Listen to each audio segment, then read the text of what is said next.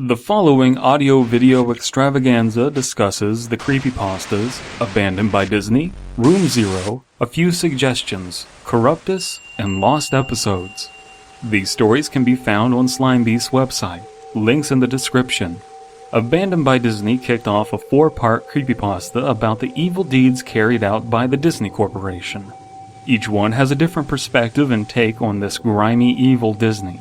They're all great and well worth reading. Abandoned by Disney is about one unnamed narrator exploring the abandoned theme park based off the Jungle Book.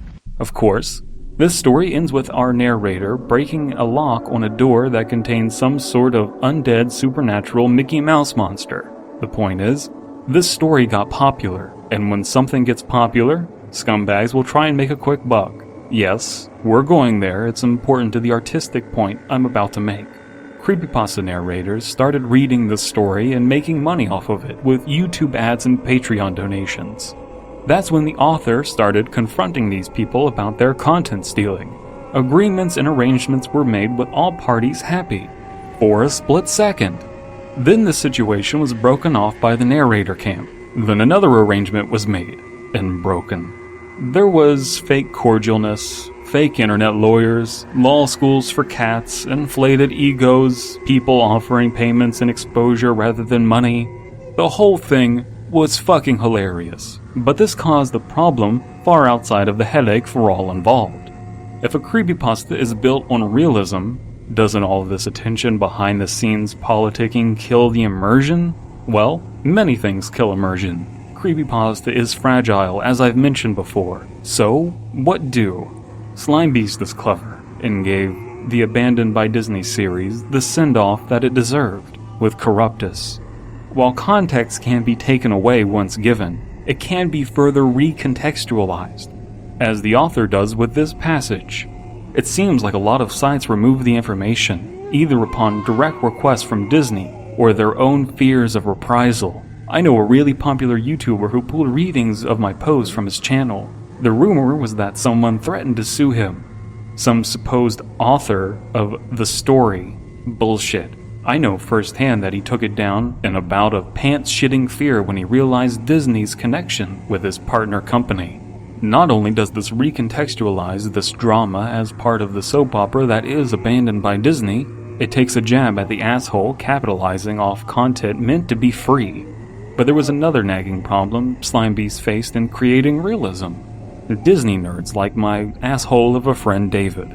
He pointed out Disneyland doesn't use the term mascot, they always say characters. So, another quick fix. Yes, the door probably said characters or cast members instead of mascots. I know, I hear all of you. Thank you so much for that. I'm sure your memory is crystal clear in the moments of abject horror, right? This is called lampshading.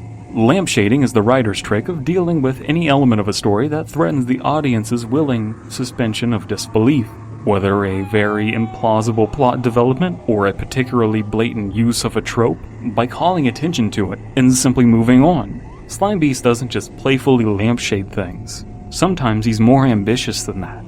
A lot more.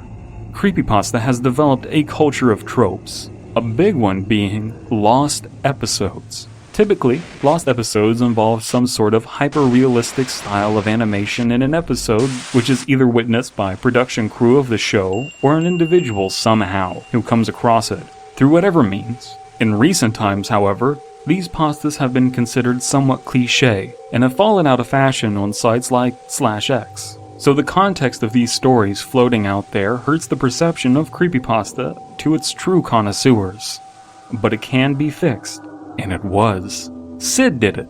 Lost Episode retcons an entire genre trope by explaining a troubled kid made them all. This explains all of these creepy videos that are actually elaborate edits made by one child that couldn't tell fiction from reality. Sorta meta when you think about it, if you're not too dumb to understand it. Some people are apparently too dumb to understand it. This character, Sid, then has a more interesting horror element tied to his character in the conclusion of this creepypasta entitled Lost Episodes. To not understand this ingenious achievement is to miss the nature of creepypasta itself. It means you have shit taste in creepypasta. Now, I have nothing else to say on the matter, so I'll let this ride out. It's worth noting that I am friends with Slimebeast, because I'm baller and I have friends like that. If you have something to contribute, please leave a comment. And if you would like more content like this, consider subscribing.